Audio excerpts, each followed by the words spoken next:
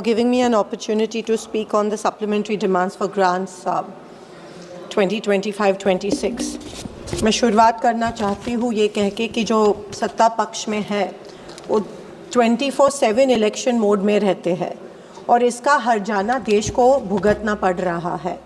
हर election के पहले लोगों को रिझाने के खातिर अनप्लान्ड पॉपुलिस्ट स्कीम्स के तहत पैसे बांटे जाते हैं और देश और राज्यों पर कर्जा बढ़ते जा रहा है। आज देश में पैदा होने वाला हर एक बच्चे के सर के ऊपर पैदा होते ही करीब 1.25 लाख रुपए का कर्ज हो जाता है। ये है इस बीजेपी सरकार की देन। स्पीकर साहब, मैं शुरू करना चाहती हूँ हमारे महाराष्ट्र में जो फ्लड्स आए, जो बाढ़ आई, उसके बारे में। शर्मनाक चीज़ ये है कि अभी तक हमको पता नहीं कि केंद्र शासन ने महाराष्ट्र सरकार को पैकेज डिक्लेयर किया है कि नहीं। जब बाढ़ आई, जब बारिश हुई, उसके बाद में सेंट्रल गवर्नमेंट से एक टीम भेजी गई थी महाराष्ट्र में, लेकिन महाराष्ट्र के मंत्री कहते हैं कि उनको अभी तक पैकेज मिला नहीं है और सेंट्रल गवर्नमेंट कह रहा है कि महाराष्ट्र गवर्नमेंट ने अभी तक प्रपोजल भेजा नहीं है, या महाराष्ट्र गवर्नमेंट प्रपोजल भेजना नहीं चाहती है सेंट्रल गवर्नमेंट के पास, या सेंट्रल गवर्नमेंट महाराष्ट्र के किसानों को अन्याय करके अभी तक पैसा देना नहीं चाहती है। इसके बारे में सेंट्रल गवर्नमेंट से हमें एक स्टेटमेंट अपेक्षित है कि एग्जैक्टली कितना पैकेज, कितने पैसे महाराष्ट्र के किसानों को मिलने वाले हैं। महाराष्ट्र का किसान आज सुसाइड कर रहा है, आत्महत्या कर रहा है, कर्जे का बोझा उसके सर पे चढ़ रहा है। हमने मांग की थी कि हर एक किसान को 50,000 रुपीज़ पर हेक्टेयर मिले, लेकिन जिस तरह सीएम ने पैकेज अनाउंस किया, जोक हो रहा है। महाराष्ट्र के किसान का मजाक उड़ा रहे हैं। स्पीकर महोदय, एक किसान के खाते में सिर्फ 6 रुपए जमा हुए, सिर्फ only 6 rupees were deposited in a farmers account. और ऐसे शर्मनाक तरह से मजाक महाराष्ट्र के किसानों का सेंट्रल गवर्नमेंट और महाराष्ट्र गवर्नमेंट कर रही है।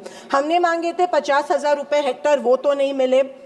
फिर हमने मांगा था कि जो नदी के किनारे जो गांव है उसका पुनर्वसन होना चाहिए, वो रिहैबिलिटेट होने चाहिए, क्योंकि हर वक्त जब बाढ़ आती है तब ये पूरे के पूरे इनका जो पूरा संसार जो होता है वो उनके आंखों के सामने बह जाता है।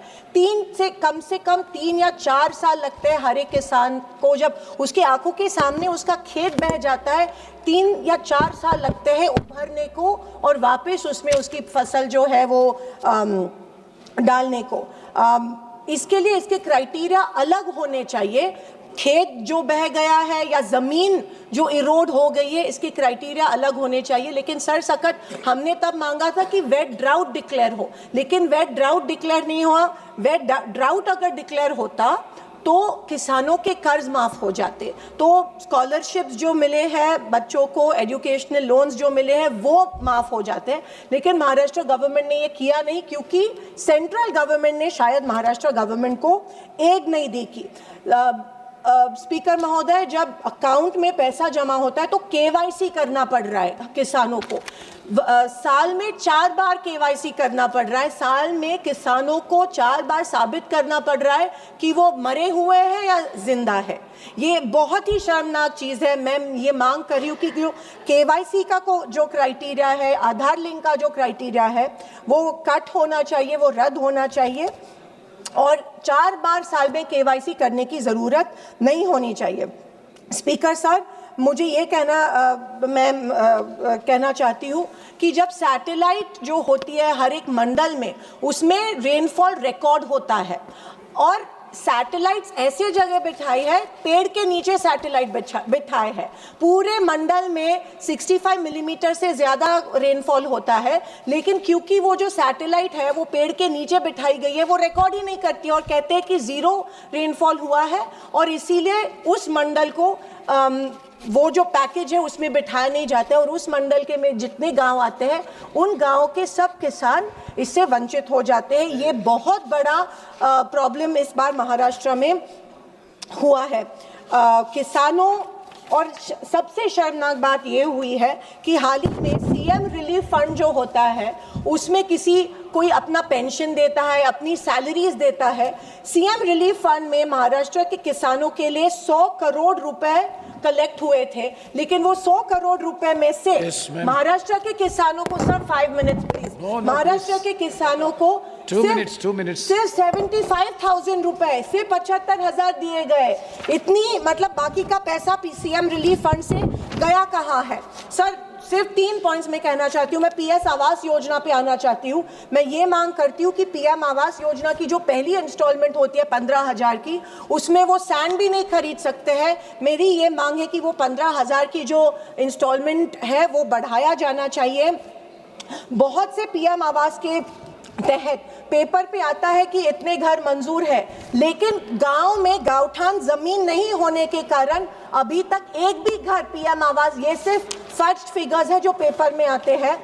मैं ये चाहती हूँ कि दीन दयाल उपाध्याय में जो 1 लाख की जो क्वांटिटी है वो अमाउंट है वो बढ़ाया जाए, क्योंकि 1 लाख में वो जमीन खरीदी नहीं कर सकता। सर प्लीज, और मैं रेडी रेकनर के हिसाब से ये नहीं मिलना चाहिए। मैं ये कहती हूँ पीएम ग्राम सड़क योजना, सर जस्ट लास्ट, पीएम ग्राम सड़क योजना में पिछले 2 साल से महाराष्ट्र में एक भी रास्ता नहीं गया है, क्योंकि 2011 के सेंसस के तहत वो ले रहे हैं। 2011 के सेंसस के बाद अगर सेंसस नहीं कर, क्योंकि 2 विलेजेस कनेक्ट नहीं हो सकते sir.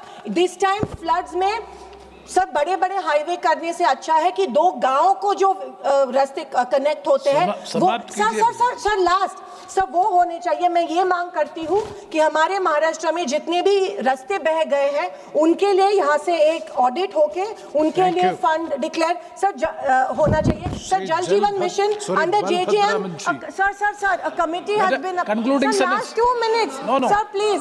Sir Jal Jeevan mission there is a major corruption in Maharashtra. इसके वजह से कमिटी ने 46% प्रपोज किया है कट, सेंटर का कट महाराष्ट्र में कट, क्योंकि इतना बड़ा नुकसान, उतना बड़ा वहां पे करप्शन हुआ है। सर सैनिटेशन वर्कर्स के बारे में बालभद्र मंत्री, no, you conclude with the final sentence, please. Okay, sir, I'm finishing. Sir, sanitation workers को पहचाना नहीं जाता है। You are going other points. As per Namaste scheme, 0 provision has been made. I urge कि sanitation workers के लिए बढ़ाना चाहिए। And sir, DLCC में कलेक्टर को अथॉरिटी मिलनी चाहिए कि वो। धन्यवाद अध्यक्ष महोदय। 2025-26च्या पुरवणी मागण्यावरती चर्चा करण्याकरता मी आपल्या समोर उभी आहे आणि अत्यंत महत्त्वाच्या अशा विषयाकडे मी आपलं लक्ष वेधू इच्छिते की कृषी विभागाअंतर्गत CCIचा जो कापूस खरेदीचा विषय आहे त्याच्यात जाचं कटिंग शासनानं घातलं आहे। आपण बघितलं असेल की कापसाची उत्पादकता ही 13 ते 20 क्विंटल प्रति हेक्टर असताना तर प्रत्यक्षात आपण पाहिलं असेल की 25 ते 45 हेक्टर ग्राह्य धरून प्रति एकर 2.12 ते 7.69 क्विंटल कापूसची मर्यादा लादली गेली आहे। या जाचकटीमुळे शेतकऱ्यांचं मोठ्या प्रमाणात नुकसान होत आहे। म्हणून माझी आपल्याला मागणी आहे की as it is J 30 quintal प्रति हेक्टर मर्यादा होती ती 40 क्विंटल प्रति हेक्टरी आपण करण्यात यावी। यात आपण बघितलं असेल की परत त्यासोबतच स्लॉट बुकिंगचा देखील विषय, स्लॉट बुकिंगची विक्री करून कापूस विक्रीची जाचकट त्या ठिकाणी आपण शिथिल करावी अशी मागणी मी आपल्यासमोर करत आहे। महोदय, महाराष्ट्रात मोठ्या प्रमाणात अतिवृष्टी झाली। या अतिवृष्टीमुळे 2024मध्ये मोठ्या प्रमाणात शेतकऱ्यांचं नुकसान झालं आणि आपण बघितलं असेल की साधारणतः या वर्षभराच्या काळात जेव्हा महाराष्ट्रात भाजपाचं सरकार यायचं होतं त्यांनी सांगितलं होतं की जसं सरकार येईल आम्ही शेतकऱ्यांची संपूर्ण कर्जमाफी या ठिकाणी करू। पण आज वर्षपूर्तीचा कार्यक्रम सगळे आमदार आपापल्या मतदारसंघात साजरे करत आहे, पण शेतकऱ्यांच्या कर्जमाफीची आठवण अजूनपर्यंत त्या ठिकाणी कुठल्याही आमदारांना झाली नाही किंवा सन्माननीय मुख्यमंत्री साहेबांना झाली नाही।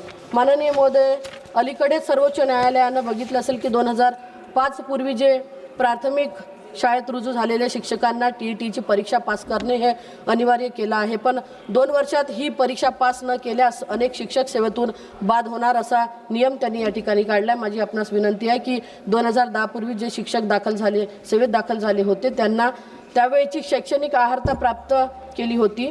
आज रोजी TETची परीक्षा व सर्वोच्च न्यायालयाने बंधनकारक केलेली ही जाचकट आपण या ठिकाणून हटवून 2000 पूर्वी रुजू झालेले जे काही शिक्षक होते त्यांना ही अट शिथिल करण्यात यावी। अध्यक्ष महोदय, आपण या ठिकाणी पाहिलं असेल की शेतकऱ्याच्या कर्जमाफीचा विषय बोलत असताना अतिशय खेदाची अशी बाब समोर येत आहे की 12,19,516 शेतकऱ्यांनी जवळपास आत्महत्या केली. त्यात महाराष्ट्रातील शेतकऱ्यांची संख्या ही 8,38,249 आहे. आणि अनेक अशा बँका आहे की ज्या बँकेच्या माध्यमातून शेतकऱ्यांच्या अंगावरती कर्ज आहे, पण त्या कर्जाचा बोजा शेतकरी अजूनपर्यंत फेडू शकत नाही. अध्यक्ष महोदय, आपण पाहिलं असेल की पीक विमा 1 रुपयात म्हणून चालू केला. पीक विमा 1 रुपयात फक्त नावापुरता राहिला. आज ऑनलाईनमध्ये जर का पीक विमा करायला गेलं तर जवळपास 1700-1800 रुपये हे पीक विम्याच्या पोर्टलमध्ये शेतकऱ्यांना जात आहे. मग 1 रुपयाच्या नावाखाली पीक विमा आपण जेव्हा गावभर दिंडोरा पिटत आहोत तर खरंच 1 रुपयात पीक विमा शेतकऱ्यांना मिळतो का, याचा देखील विचार आपण या ठिकाणी केला पाहिजे. ग्रामविकास खात्यावरती बोलत असताना आपण पाहिलं की जलजीवन मिशनचा विषय सगळ्या देशभरात आपण पाहिलं की कामं पूर्ण झाले, पण अजूनपर्यंत केंद्राकडे जे देयक बाकी आहे ते कुठलेही देयक हे जलजीवन मिशनचे अजूनपर्यंत मिळाले नाही. साधारणतः माझ्या एकट्या जिल्ह्याचा विषय केला तर 40 कोटी देयक हे केंद्राकडे जलजीवन मिशनचे आहे. ग्रामविकासच्या रस्त्याची अतिशय वाईट अशी परिस्थिती आहे. PWDचे असतील किंवा 30 चौपन्नचे 50 चौपन्नचे रस्ते असतील, या रस्त्याची दुरुस्ती जर का करायची आहे तर ग्रामविकास खात्याअंतर्गत राज्याकडे अनेक दर्जोन्नतीचे प्रस्ताव 4 वर्षापासून प्रलंबित आहे, पण कुठल्या प्रस्तावावरती निर्णय अजून राज्य शासनाने त्या ठिकाणी घेतलं नाही. अध्यक्ष महोदय, माझा मतदारसंघ हा पूर्णपणे कोल बेल्ट म्हणून आहे. कोळशाच्या अनेक खाणी माझ्या मतदारसंघात आहे. पण हे सगळं करत असताना आपण जेव्हा प्लॅनमध्ये असणाऱ्या ज्या जमिनी घेतो त्याच्या आजूबाजूला असणाऱ्या कोणत्या शेतकऱ्यांच्या 10% जमिनी असेल, कोणत्या शेतकऱ्यांच्या 15% जमिनी या सुटल्या गेल्या आहे. माझी आपल्याला विनंती आहे की कोल बेरिंग ॲक्टमध्ये त्या नमूद करून ज्या सुटलेल्या शेतकऱ्यांच्या जमिनी आहेत त्या ठिकाणी संपादित केल्या पाहिजे. आणि या बाबतीत महाराष्ट्राचा जर का विचार केला तर कोल बेरिंग ॲक्टनुसार आपण पाहिलं असेल की आदरणीय पृथ्वीराज बाबा CM असताना फक्त पडीत जमिनीला 7 लाख रुपये, कोरडवाहू जमिनीला 8 लाख रुपये आणि सिंचित जमिनीला 10 लाख रुपये. मागील 20 वर्षात हा रेट अजूनही वाढला नाही. तर जमिनी ज्या संपादित करायच्या आहे किमान 18, 20 आणि 22 अशी या जमिनीचे रेट या ठिकाणी वाढले पाहिजे. अध्यक्ष महोदय, आयुध निर्माणीचा सगळ्यात मोठा प्रश्न माझ्याकडे आहे. माझे मिस्टर मागच्या वेळेस खासदार होते, त्यांनी हा प्रश्न उचलला आणि जवळपास 53 लोकांचं समायोजन त्या ठिकाणी झालं. पण आजही त्यातले 23 लोक असे शिल्लक आहे की ज्यांच्या सगळ्या प्रक्रिया पूर्ण झाल्या पण अजूनपर्यंत त्यांचं समायोजन त्या ठिकाणी झालं नाही. माझी आपल्या माध्यमातून विनंती आहे की ज्या 23 लोक शिल्लक राहिले त्यांचं देखील समायोजन या ठिकाणी आपण केलं पाहिजे. अध्यक्ष महोदय, जुन्या पेन्शनचा विषय मी आमदार होती तेव्हापासून सतत आम्ही या ठिकाणी घेत आहोत. 2005 पूर्वीचे जे शिक्षक होते अजूनही जुन्या पेन्शनचा विषय त्यांचा केंद्राकडचा अजूनही मार्गी लागला नाही. आपल्या माध्यमातून माझी विनंती आहे की जुन्या पेन्शनचा विषय देखील या ठिकाणी मार्गी लागला पाहिजे. ओबीसी आरक्षणाचा विषय तसाच आहे. जातनीय ओबीसीची जनगणना झाली पाहिजे, ओबीसींना आरक्षण मिळालं पाहिजे, ओबीसीचं स्वतंत्र मंत्रालय स्थापन झालं पाहिजे आणि 13 सप्टेंबर 2017 पासून क्रिमिनलची जी काही मर्यादा आहे ती वाढली नाही, ती मर्यादा कुठंतरी वाढली पाहिजे आणि आरक्षणाची मर्यादा ही 50% आपण हटवली पाहिजे. आणि या सगळ्या मागण्या करत असताना अध्यक्ष महोदय, आपण बघितलं असेल की ओबीसीचं आरक्षण हे आमच्यासाठी अत्यंत महत्त्वाचं. स्थानिक स्वराज्य संस्थेच्या ज्या निवडणुका आहे या निवडणुकीला समोर जात असताना आरक्षणाचा विषय जोपर्यंत मार्गी लागणार नाही तोपर्यंत या सगळ्या निवडणुकीला आम्ही समोर जाऊ शकत नाही.